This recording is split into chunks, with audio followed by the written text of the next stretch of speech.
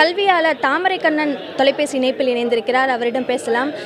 ஐயா தாமரைக்கண்ணன், இப்பொழுது இந்த கன்சாலிடேட்டட் மார்க் ஷீட் என்ற ஒரு விஷயம் கொண்டு வரப்படுவதை நீங்க எப்படி பார்க்குறீங்க?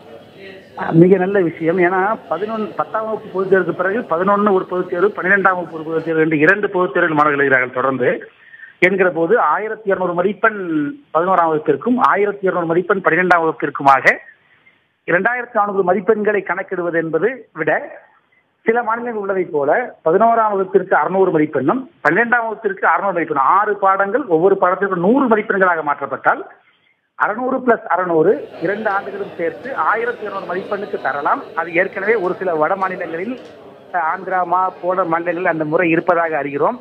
அந்த முறையில் கொண்டு வந்தால் மாணவர்களுக்கு மிக எளிதாகவும் இருக்கும், கணக்கிடுவது மிக எளிதாக இருக்கும், தேர்வு முறையின் அழுத்தமும் கொஞ்சம் குறைவாக இருக்கும்.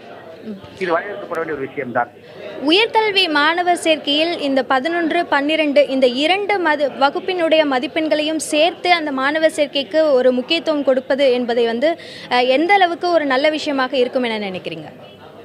பொதுவாக 11ஆம் வகுப்பிற்கு தனியார் பள்ளிகளில் மதிப்பெண்ணை மட்டுமே தேடி ஓடுகிற பள்ளிகளில் 11ஆம் வகுப்பு பாடம் நடத்துவதில்லை என்ற மிகப்பெரிய கடுமையான குற்றச்சாட்டுக்கு பிறகுதான் அரசு இந்த முடிவு எடுத்திருக்கிறது. அந்த வகையில் 11ஆம் வகுப்பு பாடத்தையும் 12ஆம் வகுப்பு பாடத்தையும் 2க்கும் முக்கியத்துவம் கொடுக்கிற முறையாக இது அமையும். பொதுவாக நீட் மாதிரியான மத்திய அரசின் உயர்கல்விக்கான நுழைவுத் தேர்வுகளில் 11ஆம் வகுப்பிலிருந்தும் சமமாக மதிப்பெண்கள் கேட்கப்படுகிற போது, கேள்வியில் கேட்கப்படுகிற போது, இனிமேல் எல்லா பள்ளிகளிலுமே ஏற்கனவே அரசு பள்ளிகளில் தொடர்ந்து 11ஆம் வகுப்பு நடத்தி கொண்டுதான் இருக்கிறோம், தனியார் பள்ளிகள் நடத்துவதில் என்ற குற்றச்சாட்டு இருக்கிறது. இனிமேல் 11ஆம் வகுப்பையும் மிக சரியாக மாணவர்களும் படித்தாக வேண்டும். இது ஆசிரியர் பள்ளிக்கூடங்கள் நடத்துவதில் என்பதுல மாணவர்களும் கூட 11ஆம் வகுப்பில் படிப்பு தேவையில்லை, 12ஆம் வகுப்பு படித்தால் போதும் என்கிற நிலை மாறும். இந்த வகையில் இனி 11, 12 பொதுவாகவே மேல்நிலை 2 ஆண்டு படிப்பு தான் அது. ஹையர் செகண்டரி 2 இயர்ஸ் கோர்ஸ் தான் அது. நாம் தான் 11ஆம் வகுப்பு 12ஆம் வகுப்பு என்று 2 நம்பர்கள் கொடுத்து அதை வைத்திருந்தோம். இனி 2 ஆண்டுகளுமே முக்கியமாக அவர்கள் படித்தாக வேண்டும் என்கிற கட்டாயத்திற்கு அவர்கள் ஆளாக்கப்படுவார்கள். ஆனால் ஒன்று, இதன் காரணமாக மாணவர்களுக்கு தேர்வு அழுத்தமோ பயமோ 3 ஆண்டுகள் தொடர்ந்து தேர்வு எழுதின் காரணமாக ஏற்படுகிற பயத்தை போக்குவதற்கும் நாம் சில நடவடிக்கை எடுக்க வேண்டும்.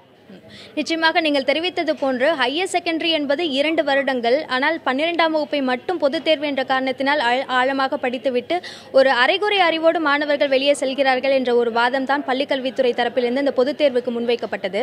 இந்த விஷயத்தை பொறுத்த வரைக்கும் பெரும்பாலான கல்வியாளர்கள் வரவேற்கத்தான் செய்கிறார்கள். ஆனால் மாணவர்கள் தரப்பிலிருந்து இது ஒரு அழுத்தமோ என்ற ஒரு விஷயம் முன்வைக்கப்படுகிறது.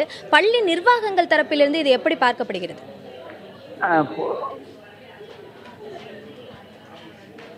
பொதுவாகவே இது அழுத்தம் தரக்கூடிய விஷயமாக நம்ம பார்க்கிறோம். 10ஆம் வகுப்பு பொதுத் தேர்வு, 11 ஒரு பொதுத் தேர்வு, 12 ஒரு பொதுத் தேர்வு, மீண்டும் நீட் மாதிரியான தேர்வுக்கு 1 மாதங்களில் மீண்டும் அவர்கள் எழுத வேண்டும்.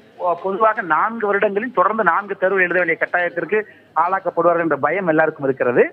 எனவே ஏற்கனவே மாண்புமிகு பள்ளிக்கல்வித்துறை அமைச்சர் ஏற்கனவே அறிவித்தபடி இந்த தேர்வுகளை அழுத்தம் குறைவாகவும் மன அழுத்தம் ஏற்படாத வகையிலும் அந்த பாடத்திட்டத்தில் மாற்றம் செய்து தேர்வு முறையிலும் மாற்றம், குறிப்பாக பாடத்திட்டத்தை மாற்றுவது மட்டும் தீர்வாகாது, அந்த எவாலுவேஷன் பேட்டர்ன் என்று சொல்லப்படுகிற தேர்வு முறையில் கண்டிப்பாக மாற்றம் செய்யப்பட வேண்டும்.